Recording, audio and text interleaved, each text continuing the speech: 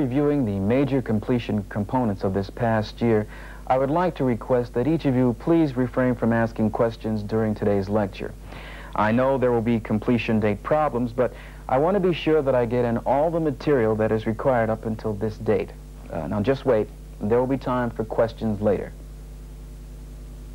You seem nervous about your presentation to the board. How come? Well, I am. The last time I spoke to that group, they kept asking me questions, and it really makes me nervous. They kept asking me to explain and clarify my presentation, and I always feel like I'm screwing up. On the installation of the major valves, we have recovered some of the slippage that we reported in our previous review, and we can now report that with a few exceptions, we will be back on schedule within a few weeks. Excuse me, but if my memory serves me correctly, there were some installation problems associated, I think, with faulty valves or something received from the vendor. Have these problems been resolved in the process of getting back on schedule? Of course. I think every one of you at some point along the line is going to face the same kind of problems that these speakers face, and that is dealing with questions from the audience. But I think what you've just seen are errors that are associated with, frankly, just not understanding the relationship between the audience and the speaker in the area of fielding questions.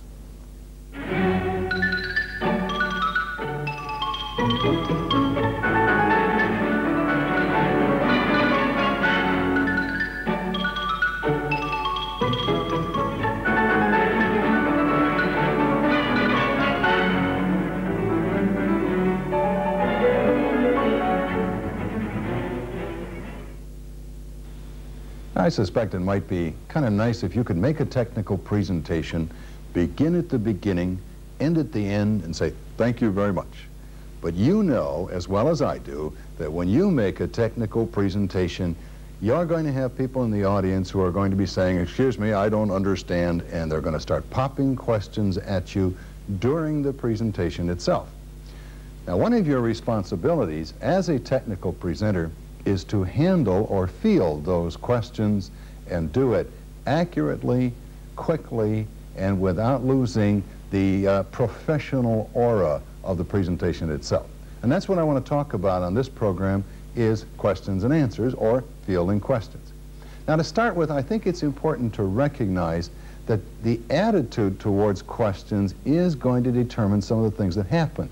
A lot of people, when they're into a technical presentation, are kind of upset when someone asks a question. They think, hey, this is a challenge, that they become defensive about what is being said.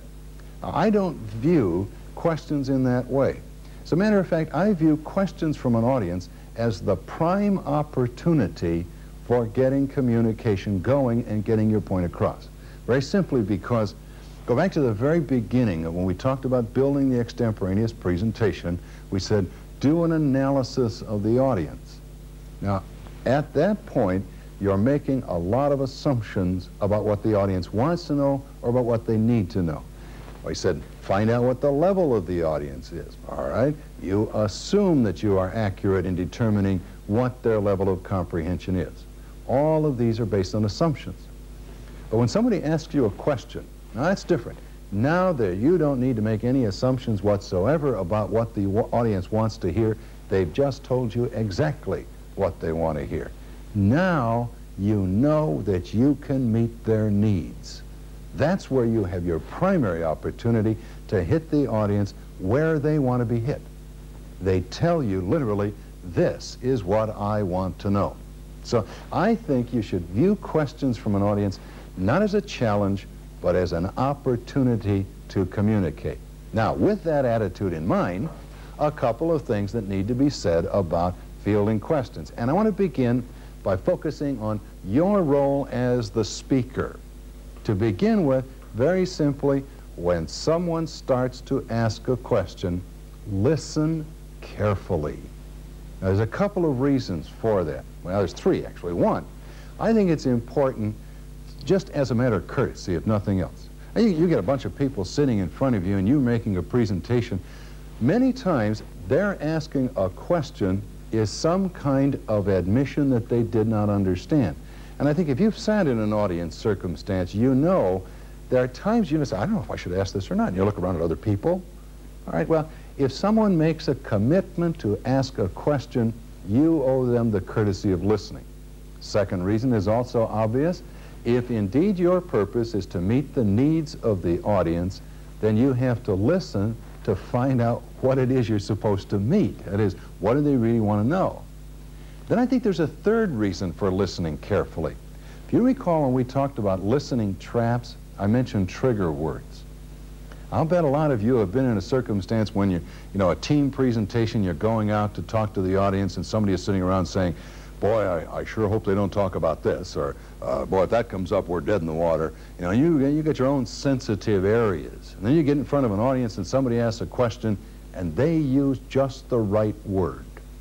And inside you're going, there it is, oh my God, what are we going to do now? And you're having an emotional reaction. And at that point, you're not listening to what the question is. So you get done, and they say, well, I'm sorry you brought that up, and you dump the whole can of worms.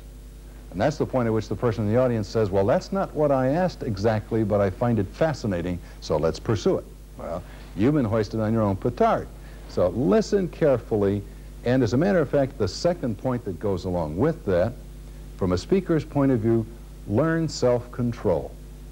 You know, we get, all of us, I'm sure, in a presentational situation, we'll do our best job, and then somebody asks, you know, the stupid question. And you look at them, you know, where have you been? You know, you have this tendency to want to dump on them. Don't do it.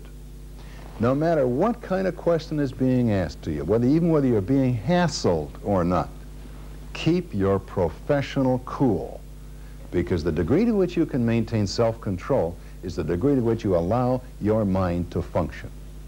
But let's get off the speaker for a moment. Let's talk about questions themselves, all right? Somebody pops a question at you. The first thing I want you to do, by the way, and this is kind of attitude more than anything else, is to compliment the question. Now, and be careful. Don't get into a routine.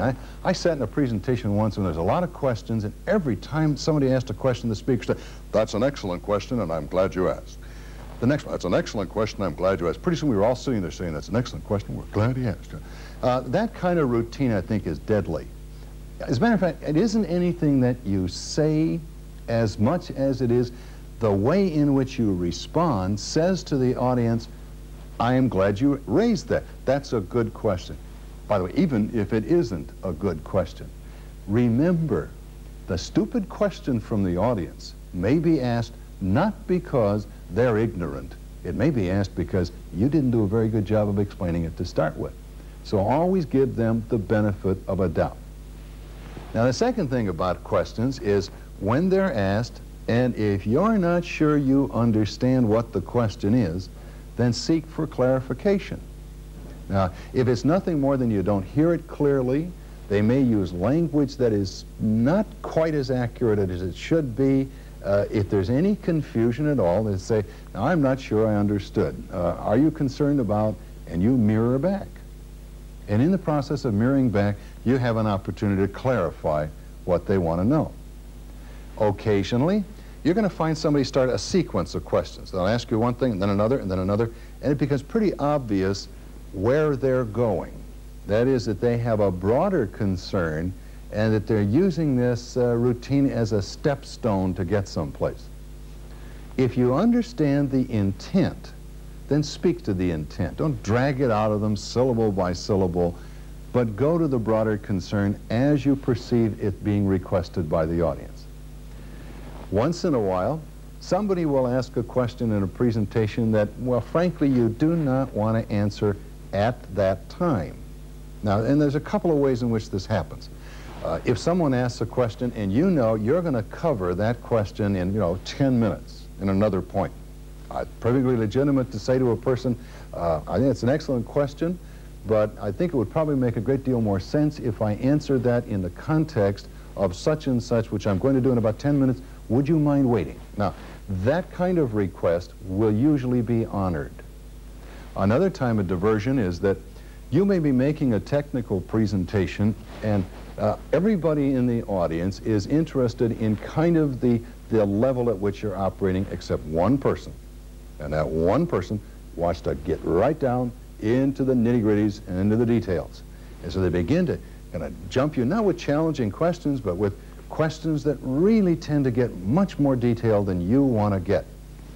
Now, if you're aware of what's going on, and if you sense that this is only one individual, it makes it easy to say, well, I think we're getting into more detail than I want to get into here. I wonder if it wouldn't be better if let me go on with this, and then I'll come back to these later on if we have time. Or you can say to the person, I wonder if we could get together after the presentation, and I'll be glad to discuss that with you in detail. All right, frequently they'll say, yeah, okay, and they relax. Now, you are committed, of course, to meet with the person after the presentation, or knee them in the groin in a coffee break, but at least you're free to move on from there. All right, now, we've talked about the speaker, we've talked about questions, a few things that we need to say about the answers themselves. First of all, never counter a question with another question. I mean as challenge, not for clarification, but for challenge. Somebody asks a question, you say, why do you want to know that? Well, that's none of your business, by the way. Look, if a question is asked, respond to it. The burden of communication, remember, lies on you, not on the audience. The audience is never required to justify asking a question.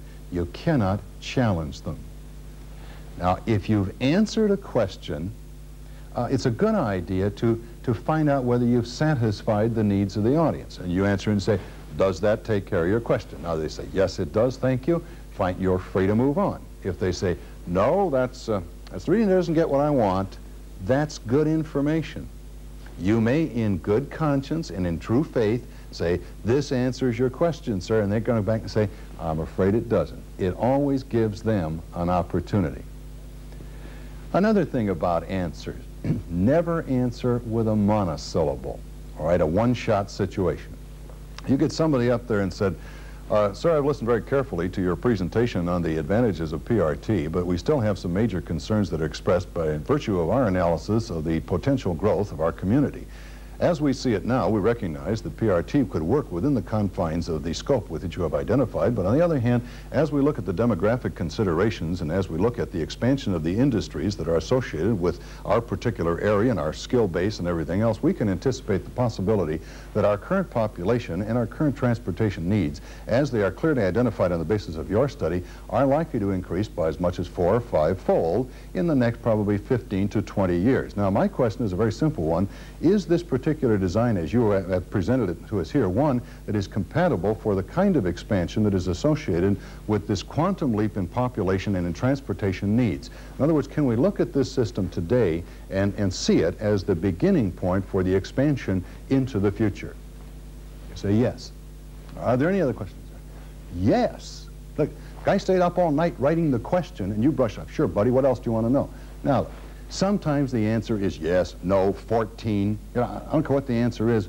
Wrap it up in a little language, all right? At least give them the courtesy of saying, well, we too are aware, of course, of the expanding community that you're involved in here, and we consider that this system is one that will serve as the basic core from which you can expand it in almost any direction you wish to go.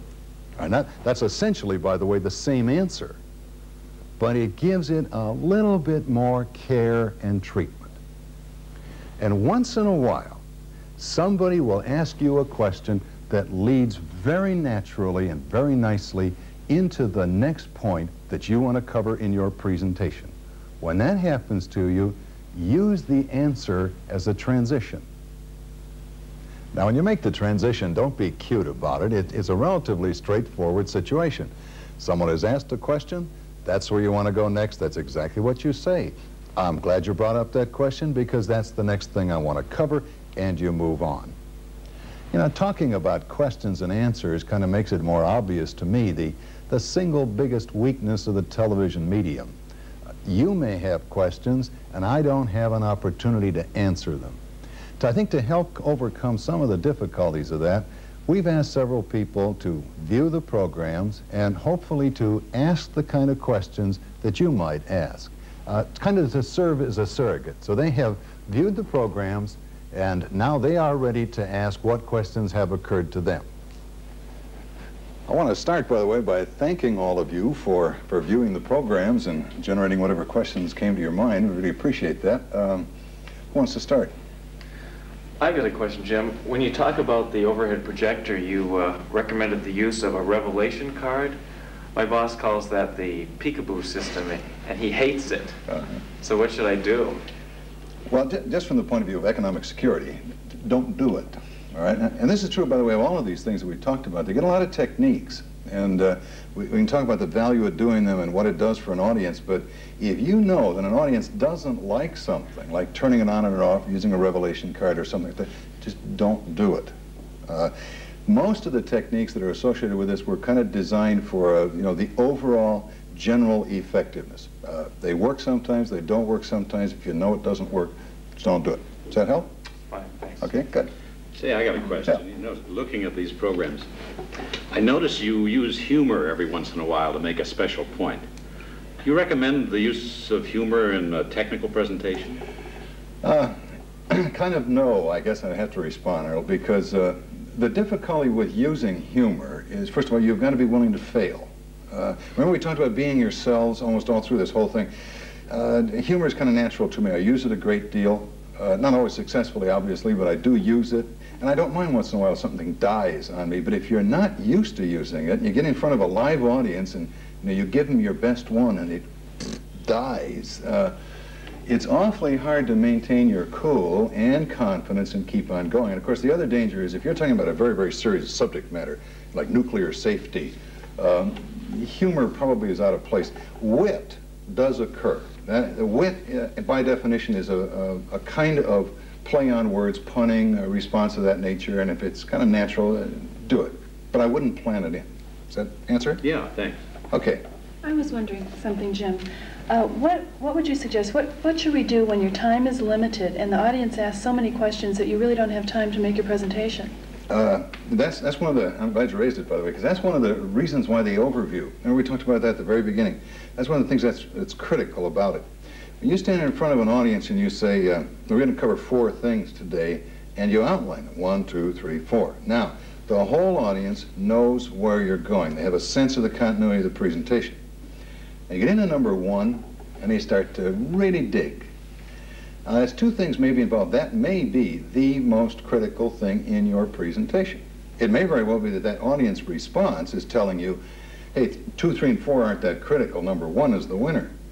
But if you sense, and you ought to do it quickly, by the way, that you're going to lose control of your time, then we talked about direct communication. It's a way of saying, we seem to be spending an inordinate amount of time on question number 1, and I'm perfectly willing to talk about it, but remember, we do still want to cover cost and blah, blah, blah, whatever it was. What's your pleasure?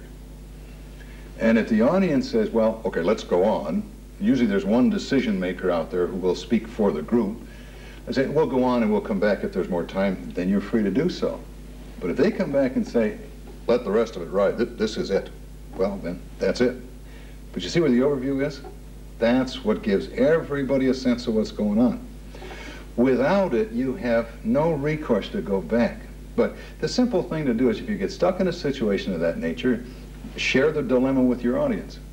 Say, we're going to lose it, what do you want to do? Okay? I have a question. A lot of the work that I do is in the international field. Do you have any changes that you would suggest for making presentations to foreign audiences?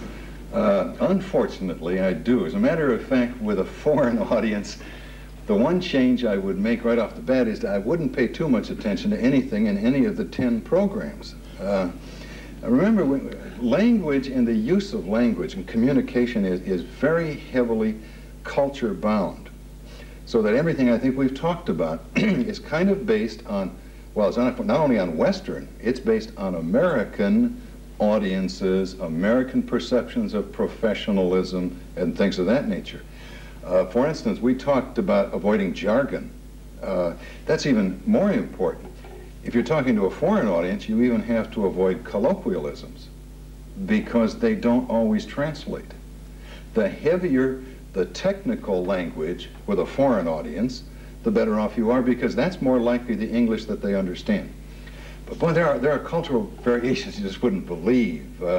None of the humor ever works with a foreign audience because they don't understand the assumptions behind it. Intercultural communication, international communication is literally a kind of a field by itself.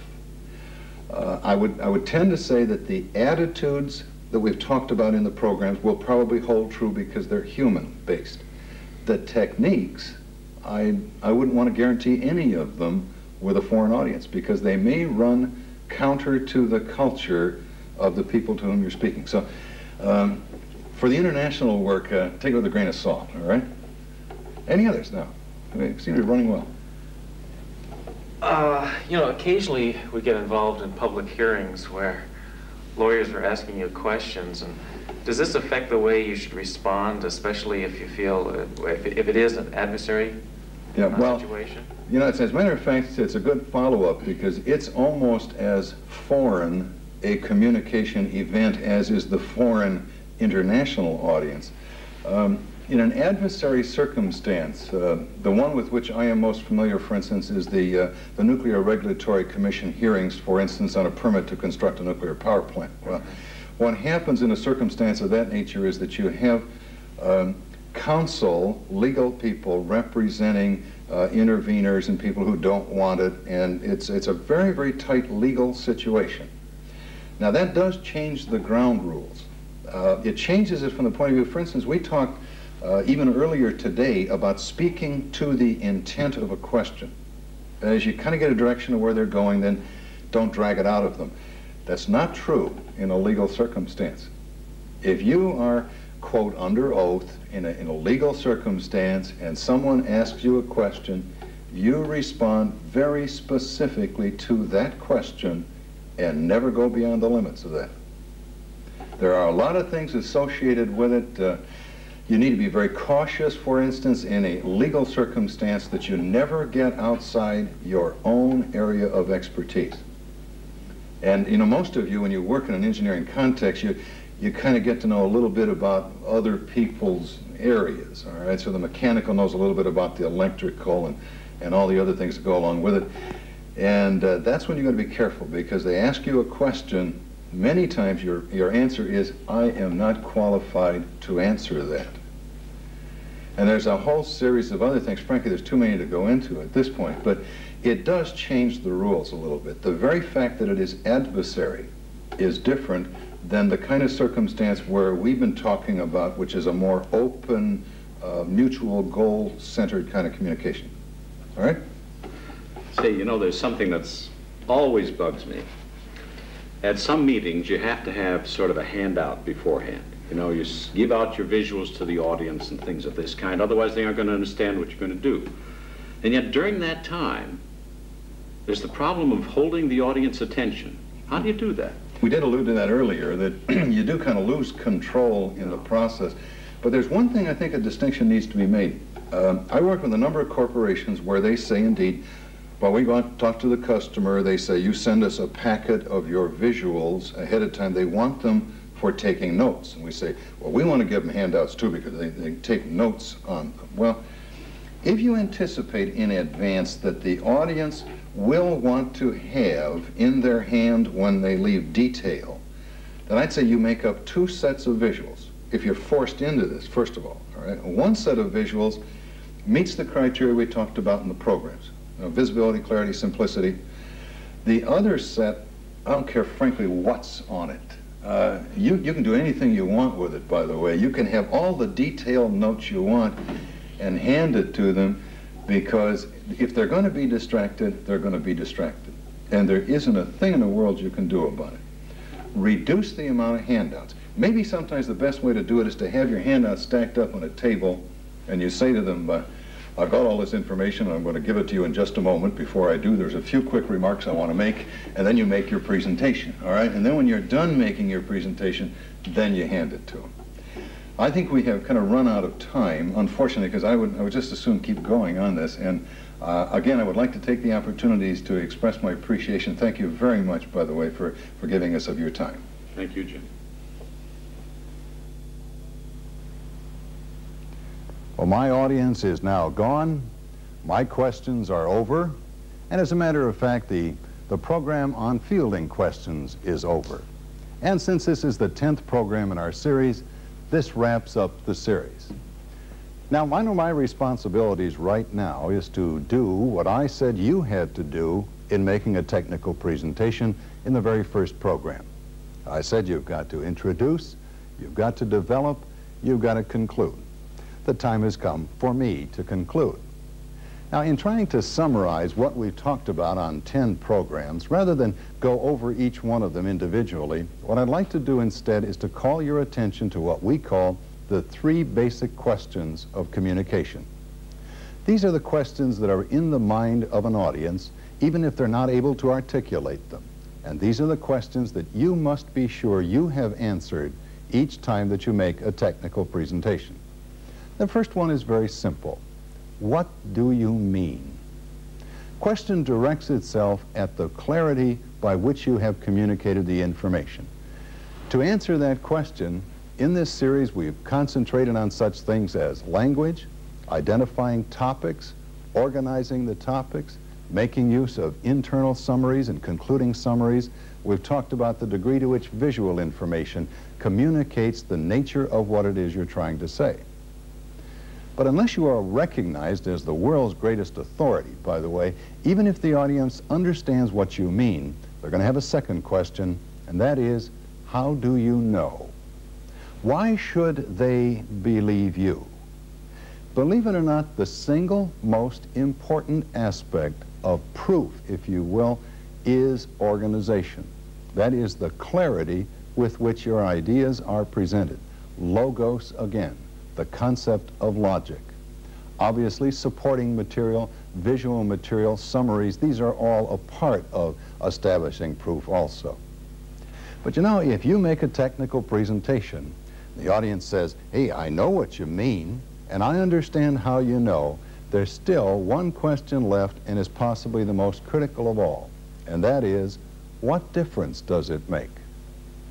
When we talk about what difference it makes, it's just a way of saying, okay, so what?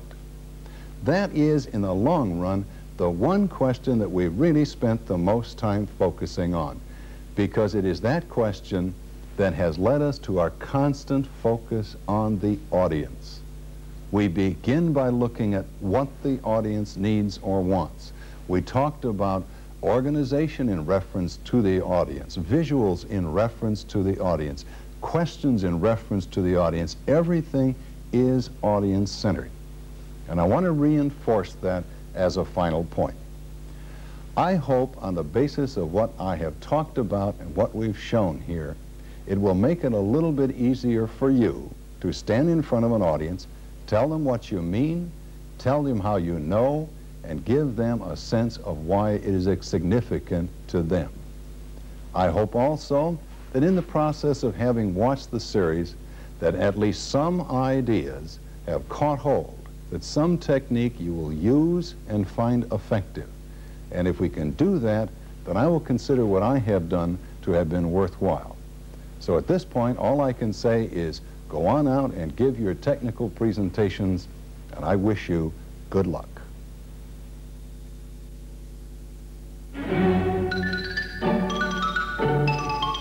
Thank you.